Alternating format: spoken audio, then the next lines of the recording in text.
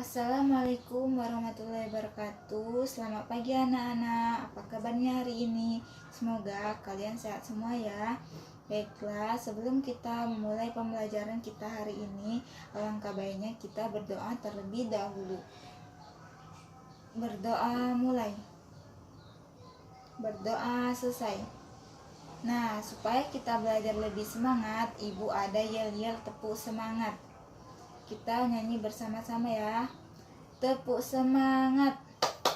Semangat. Semangat. Hari ini kita belajar tentang tema 1, subtema 2, hidup rukun dengan teman bermain. Pembelajaran 1. Baiklah anak-anak, materi kita langsung saja memulai materi yang pertama. Coba kalian lihat gambar di samping. Di samping ini gambar Udin sedang bermain dengan teman-temannya. Mereka sangat bergembira dan hidup rukun. Kita simak percakapan mereka bersama-sama. Bacalah percakapan di bawah ini dengan nyaring. Udin berkata, "Do, ayo kita bermain kelereng di lapangan." Edo menjawab, "Ayo Din, kita ajak teman yang lain." Udin menjawab, "Boleh saja Do, semakin banyak teman akan lebih menyenangkan."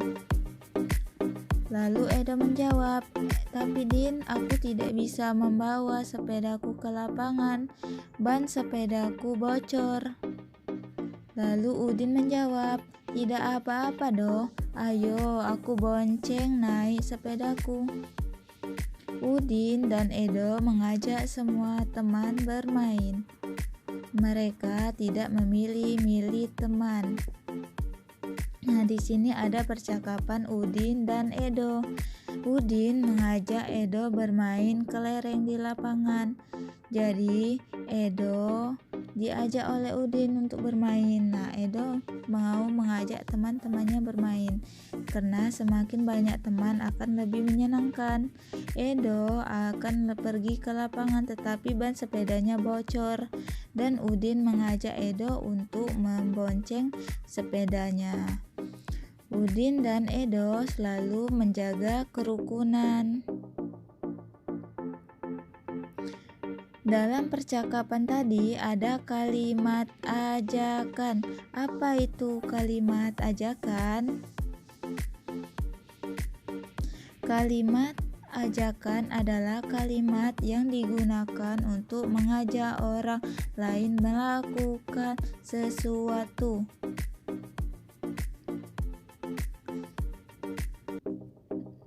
Nah, dalam kalimat ajakan biasanya ada kata ayo, mari, itu ada dalam kalimat ajakan. Jika kita menulis kalimat ajakan harus diakhiri tanda seru. Seperti ini ya anak-anak, tanda seru. Jika kita menulis kalimat ajakan, di akhir kalimatnya diberi tanda seru. Kalimat ajakan yang ada dalam percakapan tadi.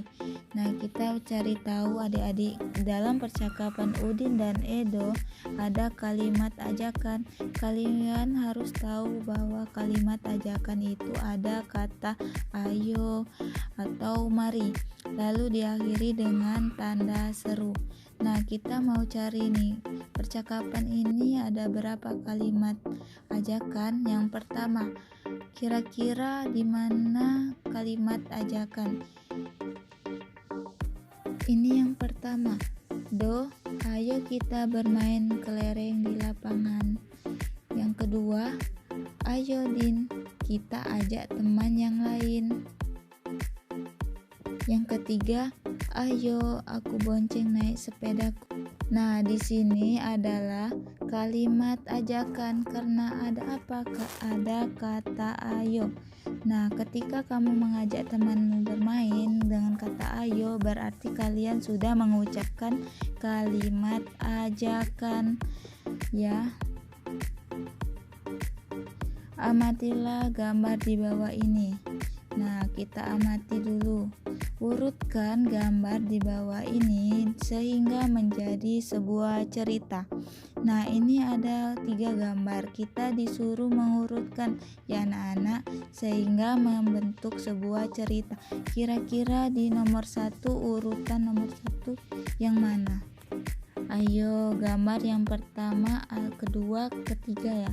Dilihat percakapannya. Yang pertama itu, setelah bermain kita rapikan tempatnya untuk menjaga kebersihan. Nah, di sini juga ada kalimat ajakan. Nah, ada kata mari. Mari kita rapikan tempatnya untuk menjaga kebersihan. Lalu gambar yang berikutnya adalah gambar mereka main kelereng. Lalu gambar yang terakhir ada percakapannya. Made, ayo kita bermain kelereng di lapangan. Nah, ini ada kata ajakan dari Udin mengajak si Made. Ayo Din, aku mengambil kelerengku terlebih dahulu. Kira-kira diurutkan mana yang pertama? Yang pertama adalah gambar yang paling bawah. Lalu setelah itu gambar yang mana? Apakah langsung merapikan tempat bermainnya? Tidak, mereka bermain dulu kan? Berarti urutan kedua dan urutan ketiga.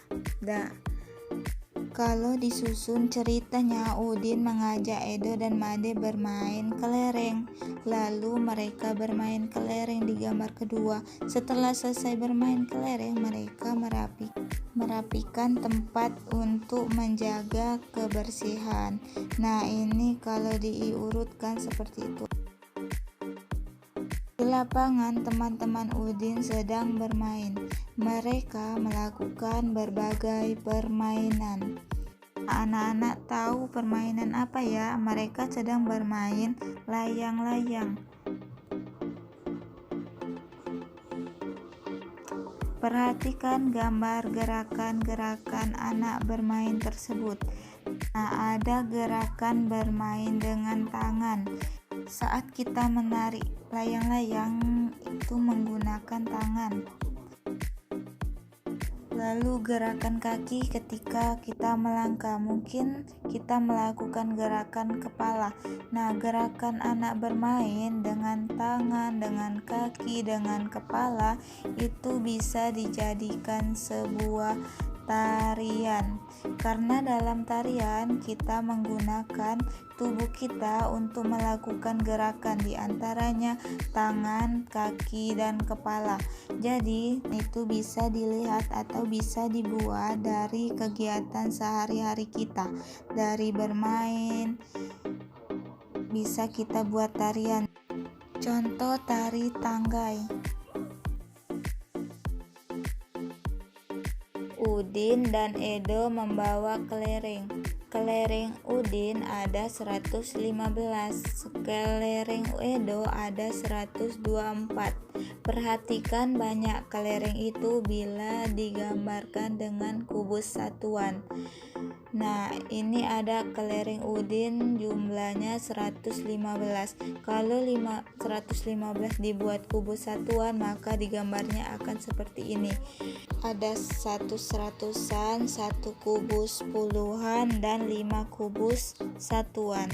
Sedangkan kelereng Edo jumlahnya 124, berarti kubus seratusannya ada 1, kubus puluhannya ada 2, dan kubus satuannya ada 4.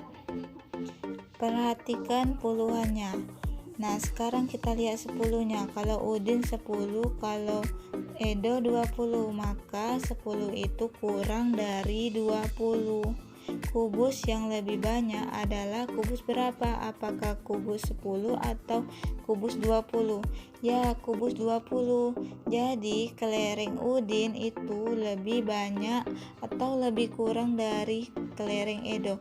Nah, jawabnya adalah lebih sedikit kurang dari kelereng Edo. Berilah tanda centang untuk kumpulan benda yang lebih banyak. Nah, di sini ada 2 kotak yang isinya kubus satuan. Kita lihat kotak yang pertama, ada 2 kubus ratusan, lalu ada 3 kubus puluhan, dan ada 2 kubus satuan. Jika dijumlahkan maka akan seperti ini anak-anak, 200 ditambah 30 ditambah 2. Kita lihat untuk gambar berikutnya.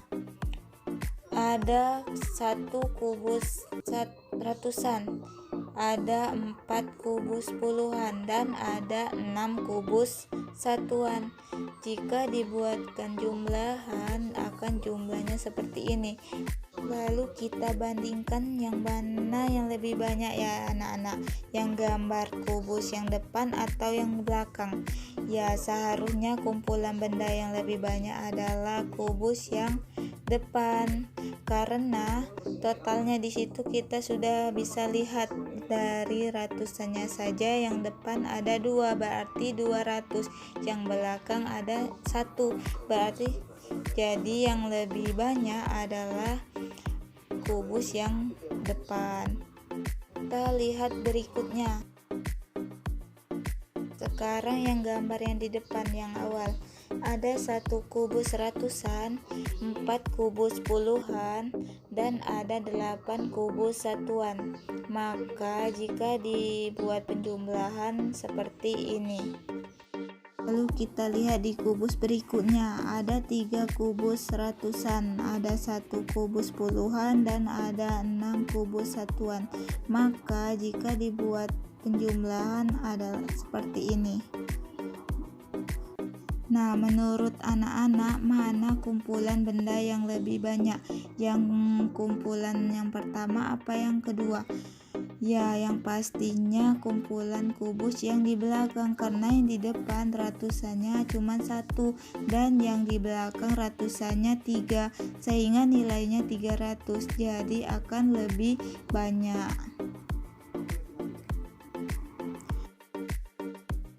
Soal berikutnya. Nah, di sini ada kelereng nih yang dibungkus plastik.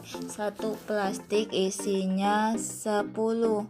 Nah, di sini ada 10 kantong plastik. Setiap plastik ada 10 kelereng, maka 10 kantong plastik nilainya 100.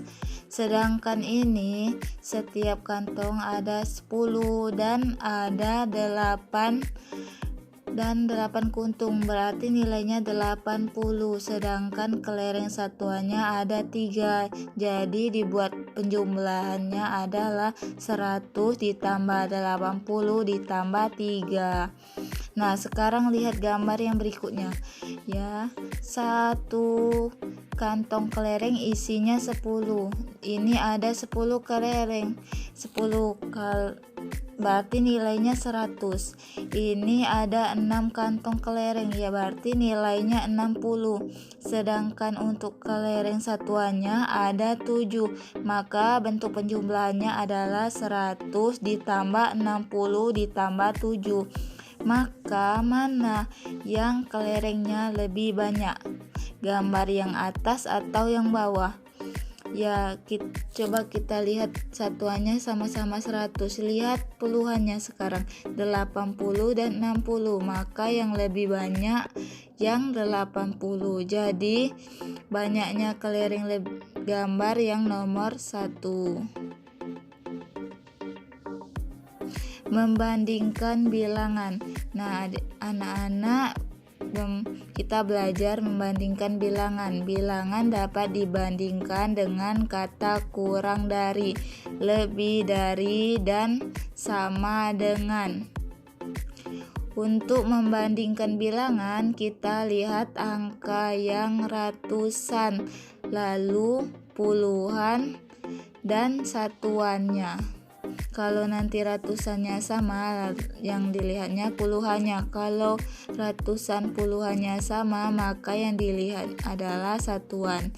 Nah, kita lihat contohnya. Di sini ibu mempunyai 2 bilangan, yaitu 568 dan 421. Maka kita lihat ratusannya. yang di depan angka ratusannya angka 5, berarti nilainya 500. Sedangkan bilangan yang di belakang angka ratusannya 4.